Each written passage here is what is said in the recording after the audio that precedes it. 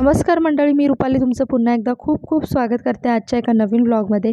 I hope तुम्ही सगळे मस्त असाल. दिवसभराचा सॅटर्डेचा जो रूटीन व्लॉग आहे तुमच्यासोबत आज शेअर करणार आहे. खूप इंटरेस्टिंग आहे, आवर्जून बघा आणि आवडल्यास लाईक, सबस्क्राईब, शेअरसुद्धा करा. तर इथे माझा स्वयंपाक वगैरे जो आहे तो सकाळी आवरून झालेला आहे. जरी सॅटर्डे असला तरी प्रज्ञाचं स्कूल असतं, त्यामुळे तो गेलेला आहे आता स्कूलमध्ये आणि मी माझं किचन जे आहे ते क्लीन करून घेतलं. त्यानंतर मी आले आहे हॉलमध्ये क्लिनिंगसाठी आणि आज लोलोच्या स्कूलमध्ये आहे पॅरेंट्स मीटिंग, सो मला तिकडेसुद्धा जायचं आहे. तर त्याआधी सगळी घरातली कामं जी आहे ती आवरून घेणार आहे आणि अर्ध्या तासाची मीटिंग आहे, पटकन जाऊन येणार आहे. तर मीटिंगवरून जस्ट आली मी आणि सकाळी थोडीशी गडबड झाली, त्यामुळे मला नाश्ता करता आला नाही. फक्त चहासोबत थोडंसं जे काही नॉर्मल बिस्किट्स वगैरे असतात ते खाऊन मी गेली होती. आणि नाश्त्यामध्ये आज बनवलं होतं मी पुऱ्या आणि त्यासोबत बटाट्याची पिवळी भाजी. सो ती भाजी आणि पुरी मी आता खाऊन घेते आणि मग लागते स्वयंपाकाला. आणि आज सॅटर्डे असल्यामुळे थोडंसं निवांत असतं, पण मुलांचं स्कूल हल्ली असतं, त्यामुळे सॅटर्डेलासुद्धा थोडंसं आपलं बिझी रूटीन चालतं.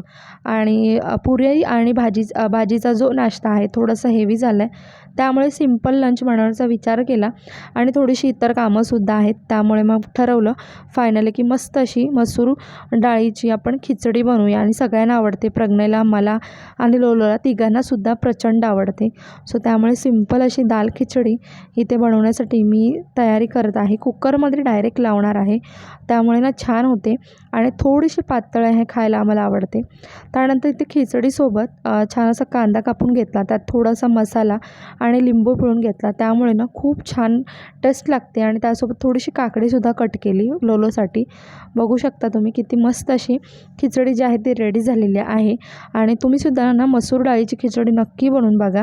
मूग डाळ आणि तूर डाळीची तर आपण सगळेच बनवतो, पण फक्त मसूर डाळची खिचडी जर तुम्ही बनवली तर ती खूप जास्त टेस्टी लागते आणि मला तर प्रचंड आवडते. बघू शकता खूप यम्मी अशी दिसत आहे. तूपला त्याच्यावरती छान टाकून आम्ही खाऊन घेतले. त्यानंतर इथे मी माझ्या कामाला सुरुवात करणार आहे. तर पॅरेंट्स मीटिंगसाठी जेव्हा गेली होती तर थोड्याशा भाज्या वगैरे घेऊन आलेली आहे. मिक्स भाज्या आणलेल्या. त्याचं रिझन असं आहे की उद्या आहे आईंचं श्राद्ध, सो त्यामुळे त्यांच्यासाठी सकाळी नैवेद्य वगैरे बनवायचं आहे. तर त्यासाठी मिक्स भाज्यांचा नैवेद्य, मिक्स कडधान्याचा नैवेद्य दाखवला जातो. तर त्यासाठी मी तिथे थोड्याशा मिक्स भाज्या घेऊन आलेल्या आहे. आणि सकाळी माझी घाई होऊ नये, कारण दुसऱ्या दिवशी रविवार आहे आणि ह्यांनासुद्धा सकाळी कामाला लवकर जायचं असतं. सो त्यांना जायच्या आधी माझा हा नैवेद्य जो आहे तो रेडी झाला पाहिजे, मग जे त्यांना आईंच्या समोर ठेवून मग त्यांनासुद्धा जाता येईल कामावर. तर त्यासाठी मग मी काय केलेलं आहे, भाज्या वगैरे ज्या आहेत त्या निवडून घेतलेल्या आहेत आणि नैवेद्यासाठी मला जितक्या भाज्या लागणार आहेत त्या कट करून घेणार आहे आणि एका हवाबंद डब्यामध्ये ठेवून देणार आहे.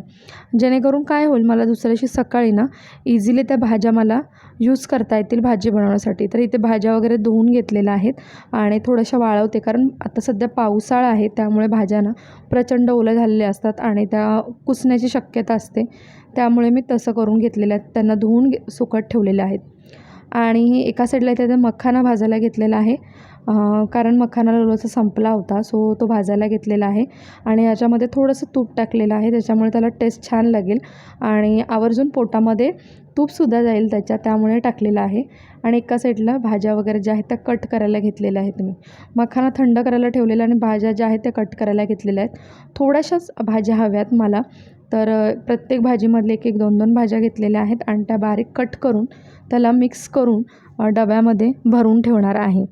आणि बाकीच्या गोष्टी ज्या आणलेल्या आहेत, भाज्या वगैरे, मिरच्या वगैरे सगळं, तर त्याची देठं वगैरेसुद्धा मोडून घेणार आहे आणि ते सुद्धा हवाबंद डब्यामध्ये ठेवून देणार आहे.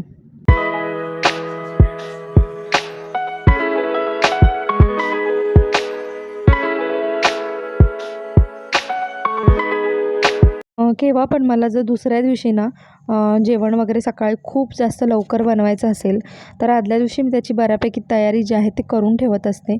आणि तुम्हीसुद्धा असंच करा. तुमच्या घरी कोणताही कार्यक्रम असेल किंवा अशा प्रकारचं नैवेद्य वगैरे ठेवायचं असेल तर त्यावेळेला आदल्या दिवशी अशी तयारी करून घ्या. त्यानंतर इथे मी माझा जो हँडवॉश आहे तो संपला होता, तर त्यासाठी मग मी हे 10 रुपयाचे जे पाऊच येतात हँडवॉशवाली पावडर येते, तर ते घेऊन आली. त्याच्यामध्ये पाणी मिक्स करून हँडवॉश रेडी केला आणि त्याचबरोबर लिक्विड सोप जो आहे तर त्याचासुद्धा मी हँडवॉश आधी बनवून वापरला होता. कारण यावेळेला डीमार्टमधून मी हँडवॉश आणला नव्हता. सो त्यामुळे अशा प्रकारचा जुगाड केला होता. लिक्विड जे आपलं असतं वॉश करण्याचं कपडे, तर ते टाकून त्यात पाणी टाकून मिक्स करून घ्यायचा, म्हणजे आपला हँडवॉश रेडी होतो. तर मखाना बऱ्यापैकी थंड झाला होता, त्याला डब्यात भरून घेतला, म्हणजे जेव्हा पण डोलर मागेल तर लगेच त्याला मला ते काढून देता येईल आणि मला सुद्धा सोपं जाईल. त्यानंतर इथे काही कडधान्य वगैरे संपले होते, तर ते सुद्धा फिल करून घेतले मी त्याच्यामध्ये. आणि आता संध्याकाळ झालेली आहे. सो मी ते बनवत आहे एक छान प्रकारे चटणी. तर साहित्य जे आहे ते भाजून घेतलेलं आहे. तर यासाठी शेंगदाणे, त्याचबरोबर सुकं खोबरं, तीळ आणि लसूण घेतलेले आहेत आणि तिखटासाठी लाल तिखट आणि काश्मीरी मिर्च वापरलेली आहे आणि मिक्सरमधून फिरवून घेतलेलं आहे.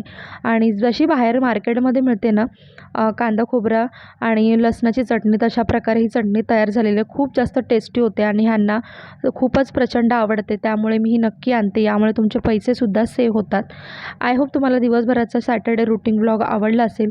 जर आवडला असेल तर लाईक, सबस्क्राईब, शेअर करायला विसरू नका.